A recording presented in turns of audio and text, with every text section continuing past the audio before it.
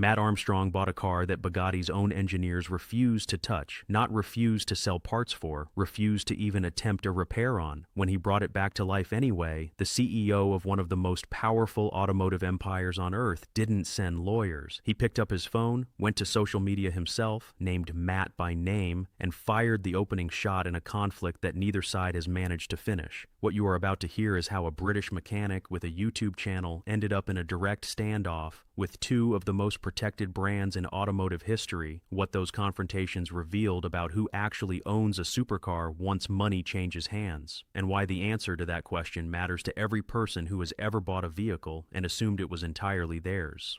To understand why things escalated the way they did, you have to understand what Mat Armstrong actually does. He doesn't swap brake pads or respray scratch panels. The cars arriving at his workshop are the ones insurance companies have already settled on, the ones professional mechanics decline after a single inspection, the ones that the original factories have formally declared beyond saving. A Porsche GT3 RS after a catastrophic crash came through his doors. A Lamborghini Aventador SVJ that had been obliterated in an accident followed. An Aston Martin DBX pulled from underwater, waterlogged and rusted to its core, eventually rolled out of his workshop running again. A Ferrari 812 Superfast, reduced to a bare wrecked shell, not only got rebuilt in full but ended up gifted to his own father in one of the most emotionally charged moments his channel has ever produced. Then came the Lamborghini Revuelto, one of the most electronically complex hypercars ever put into production anywhere on Earth, which he restored to a condition visually and mechanically indistinguishable from factory delivery. Every single one of those builds was filmed, uploaded to YouTube, and watched by a global community that had come to regard him as something between a mechanical genius and a direct challenge to the manufacturers whose write-off decisions he kept overturning. He didn't just fix their discarded cars, he put their verdicts on trial. So when he announced he had purchased a wrecked Bugatti Chiron, anticipation replaced surprise in every corner of the automobile community paying attention. The Chiron starts at over $3 million, carries a quad-turbocharged 16-cylinder engine producing 1,500 horsepower, and wraps all of that in carbon fiber panels controlled by electronics that took years to certify and put into production. The specific car Matt acquired had belonged to Alex FXG, had been through a serious accident, and had received the formal verdict from Bugatti's own authorized network. Write it off, the car is finished, and it cannot be saved. Matt bought it anyway. Parts got sourced from wherever they could be found. Systems with no publicly available documentation got reverse-engineered piece by piece. Components that existed only inside official Bugatti dealerships got worked around through a combination of specialist help, industry contacts, and money that kept flowing out of his own accounts.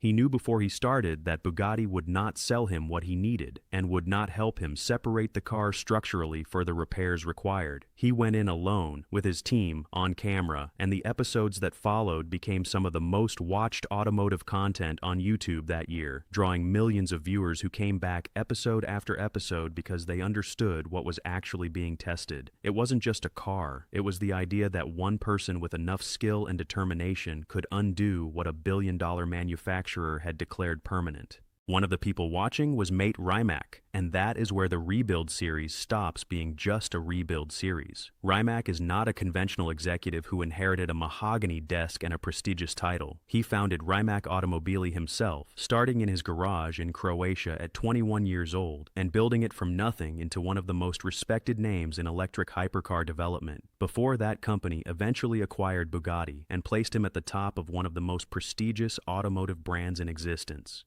He builds cars with his own hands, understands the engineering at a depth that most executives never approach, and holds no patience for what he considers technical misinformation reaching a mass audience.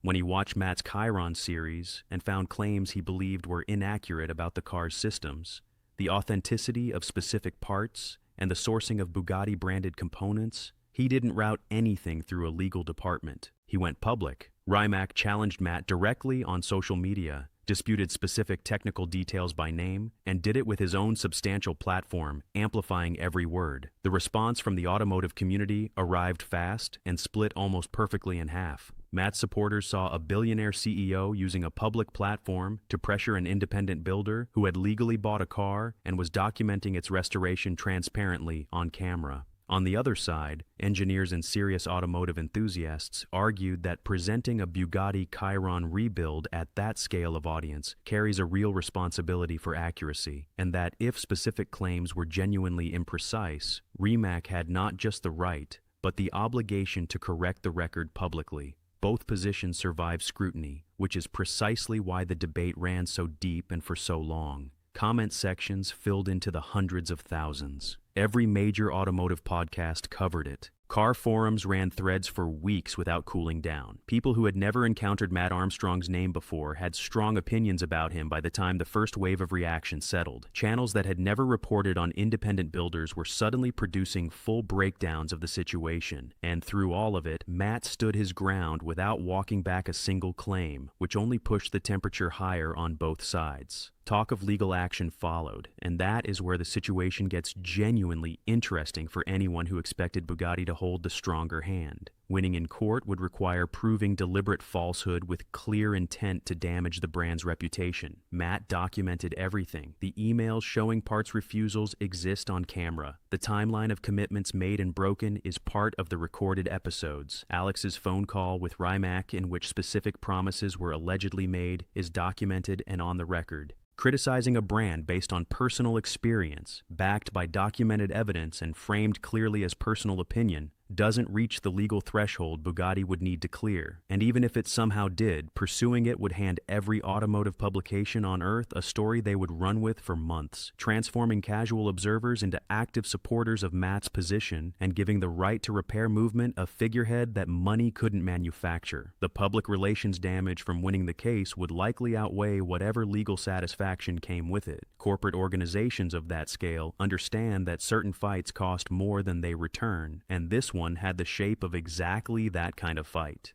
Jurisdiction compounds the problem further. Mat operates out of the United Kingdom. Alex is based in the United States. Bugatti's headquarters sit in France, but its parent company, Bugatti Rimac, maintains operations in Croatia. The rebuild itself happened in Miami, Florida. European courts would likely favor Bugatti. UK and US courts carry stronger free speech protections and more firmly established consumer rights frameworks. Getting both parties to agree on a venue has a 0% probability of succeeding, and the discovery process would force Bugatti to surface internal communications they would strongly prefer to keep private. The most likely outcome of any formal legal escalation is a confidential settlement preventing either side from discussing the matter publicly, which serves neither of them. So, the fight stayed where it started, on YouTube, which also happens to be where Bugatti has the most to lose, because Mat's subscriber count keeps growing, and the community's opinion of manufacturer gatekeeping keeps hardening with every new episode he publishes. Ferrari's entry into the situation didn't register as a separate incident. It registered as confirmation that something structural was happening across the industry. The car in question was a Ferrari 296 GTB that Mat had transformed into what became the only road-going version of the 296 challenge specification in existence. Ferrari had initially cooperated, parts were supplied. Mat was allowed to work inside a dealership yard using their tools, surrounded by brand new Ferrari road cars, and the arrangement seemed to signal a different kind of relationship than the one that had formed with Bugatti. And then, at the exact point in the build when the remaining critical electronic components were the only barrier between a rolling shell and a completed automobile, those components became restricted, VIN-locked, unavailable without official authorization that was never going to arrive. The hybrid battery management system could not be reset without Ferrari's direct intervention. The dashboard powered on and delivered one message: hybrid system failure, go to the dealer. Mat cannot fix what he cannot diagnose what he cannot start, and cannot start what the manufacturer has locked through software that answers only to the factory. Ferrari's stated position was that diagnosis would only be offered once the entire car was rebuilt to original factory specification first, which put Mat inside a loop with no exit. The car had to be complete before Ferrari would help, but completing the car required Ferrari's help to begin with. A single repaired section of wiring could cascade into a full loom replacement, which would mean dismantling everything before any real diagnostic work could even begin. The car now sits in his workshop in a condition that resists easy description, visually indistinguishable from Ferrari's official race configuration and completely unable to move under its own power. While all of that played out publicly, spy photographers near Maranello caught Ferrari testing a heavily camouflaged prototype on public roads, and every analyst who examined the images arrived at the same conclusion. It appeared to be a road-going version of the Ferrari 296 Challenge. Whether that timing represents coincidence or something more deliberate, the automobile community formed its own opinion, and charitable is not the word anyone used to describe it. Strip away every layer of speculation and the structural problem underneath stays fixed. Modern hybrid and electric supercars give manufacturers a degree of post-sale control that has no historical equivalent in the automobile industry.